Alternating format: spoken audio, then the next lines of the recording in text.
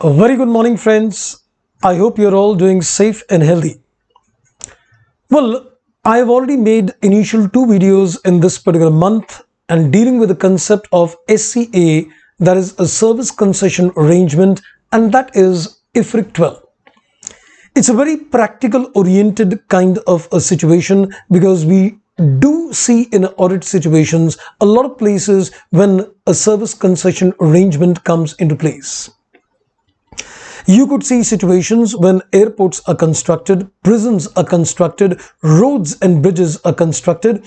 So many a time what happens is that a particular entity, we would say rather a government, entrusts the job of all these public service obligations, and that is entrusted to a private entity. So we have seen earlier that the government in this case is called a grantor and the private entity is supposed to be called an operator. And as we made a mention earlier also that this is often called as a public to a private arrangement because on one hand is a public entity, the government, the grantor, and the other hand is a private entity, the operator. Now, the basic, what I'm going to do in this particular video is give you, first of all, one simple accumulation of the concept. Because when you're looking at a practical life scenario and you're looking at the fact, whether a particular arrangement is within the purview of IFRIC 12 or not, I would say it's a two-stage process. I would say at the first instance, you just need to have a look at the arrangement and see that is it fulfilling certain basic prerequisites or not. And if you remember in the previous video, we did that and we looked into, what are the basic features of a particular arrangement. But then, to bring a particular arrangement under the purview of IFRIC 12, there are certain concrete tests as well. And that's what you call a control test. Well, in this video, I'm not going to talk of the control test. I am going to talk of, going to talk on the control test in my next video with you. So what are we talking in terms of this particular video? Some basic accumulations of the learnings, what we have done in the previous 2 cases. And then in the next video, I'm going to deal with something really concrete, which will help us in identify whether a particular contract is within the purview of IFRIC 12 or not. Let's find out some more details in this video. CA final के लिए Unacademy पर flagship programme यानी कि iconic batches शुरू हो चुके हैं। तो सर ये प्लस और आइकॉनिक बैचेस के बीच में अंतर क्या है? भाई आप अगर आइकॉनिक बैचेस लेते हैं तो इनके अंदर आपको प्लस फीचर्स के अलावा कुछ एडिशनल फीचर्स मिलते हैं, जैसे कि इसके अंदर आपको सबसे पहले तो प्रिंटेड बुक्स मिलेंगी। सर मतलब हर सब्जेक्ट की हमको प्रिंटेड बुक्स मिलेंगी? जी, अगर मान लीजिए आपने इसके अंदर ग्रुप 1 ग्रुप 2 के आपने दोनों प्लान्स लिए हैं तो you will get the books for all the subjects. और इसके अलावा आपको जो एडिशनल फीचर्स मिलेंगे वो मिलेगी एक 1-to-1 पर्सनल कोचिंग, और इसके अंदर आपके पास एक 1-to-1 डाउट सॉल्विंग भी होगी, और साथ में आपकी एक टेस्ट सीरीज होंगी जो बड़े सिस्टमेटिक मैनर के अंदर आपको टेस्ट कंडक्ट किए जाएंगे।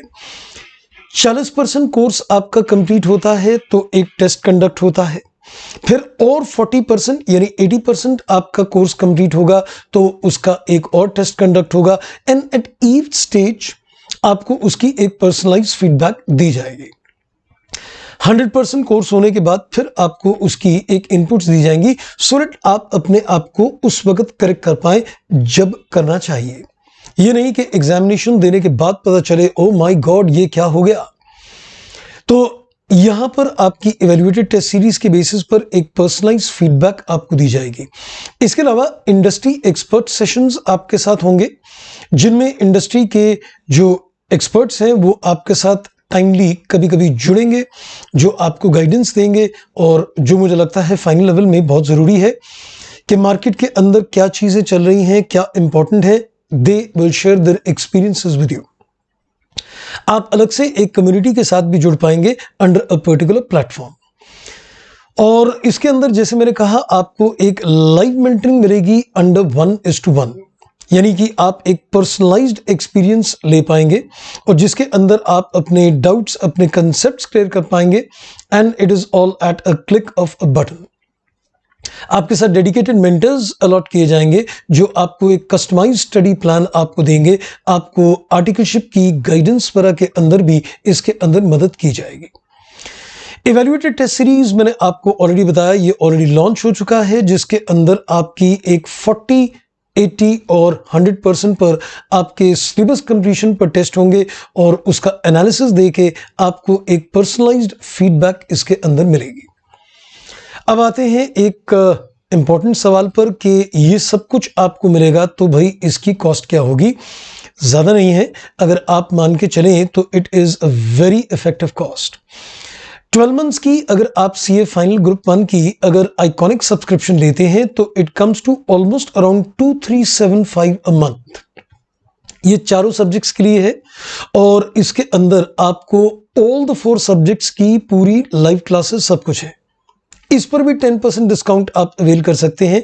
मेरा कोड इस्तेमाल कर सकते हैं CAKB10।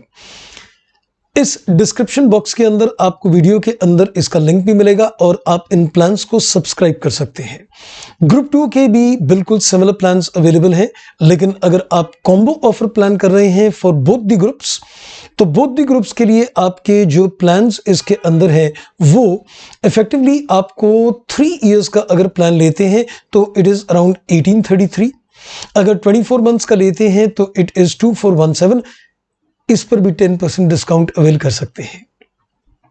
तो भाई किस बात का इंतजार है, अपनी प्लानिंग कीजिए और अपनी तैयारी मजबूत कीजिए एंड आइए let's crack it. Well, as I just made a mention that when you look at a particular arrangement which is supposed to be an SCA, it is called a public to a private arrangement. Now, the most common kind of arrangements which you will see which are entered in this particular case is called a BOT. Now, the word BOT means it is to build, it is to operate as well as transfer. Now, if you remember in the previous video as well, I said that there are certain common features in terms of an SCA. One of the features which I said was that the infrastructure which is supposed to be built by the grantor, the government, that job is basically, you can say, given to the operator. So in this particular case, he is going to first build. Let's say, for example, if there is a toll bridge, he's going to first build the toll bridge. That's B. And then he's going to operate it for a certain tenure of time. Because what happens in terms of a service concession arrangement is that this entire infrastructure many a times is constructed at the cost of the operator itself.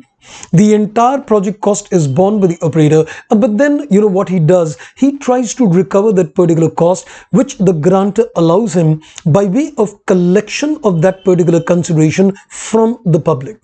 So let's say, for example, many toll bridges are constructed where the operator would first construct at his own cost and then recover the cost with a certain profit margin by way of operating that infrastructure, collecting the toll charges. So that's called operate. But of course, once the entire cost with a certain desired agreed profit margins are recovered by the operator, then the job of the operator is to transfer it to the grantor. That's the reason we call it as a BOT. That's called a build, operate and a transfer.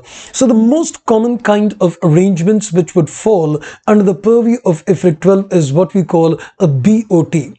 Sometimes it could also be some things, we say that it could be a rehabilitation as well. So the arrangement which will fall under the IFRIC 12 is not only that a new infrastructure is created, but sometimes there might be some upgradation of an existing infrastructure as well. So even if there is an existing infrastructure where there is an upgradation provided or a creation of a new infrastructure, it could fall under the purview of this particular arrangement.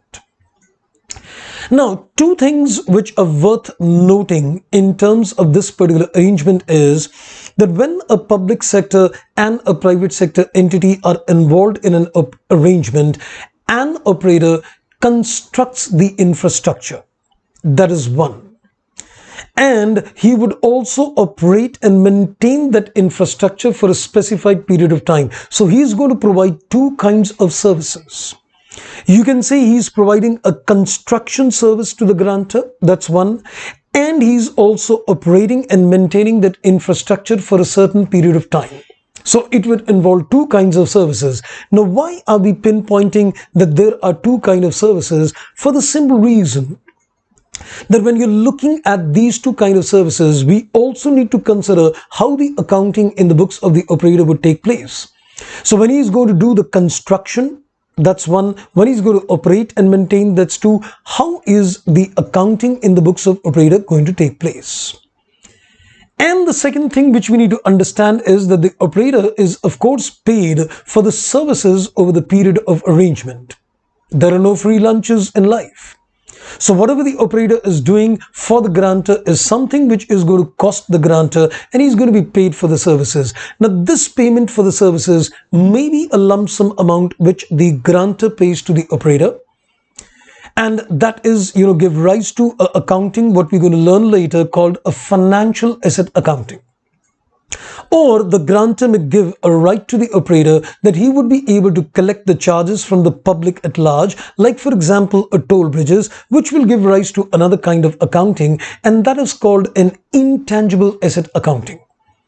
So the idea in this particular video was to trigger the thoughts in terms of what kind of services the operator provides, what kind of accounting could trigger in those cases. But in the next video, what I'm going to do, I'm going to talk in concrete in terms of what parameters do you need to meet. I call this as my three-step model. That once you meet the three-step model, then we can finally say that yes, this particular contract, this particular arrangement is within the purview of IFRIC 12. That's all in this particular video. Thank you for watching. Take care and bye-bye.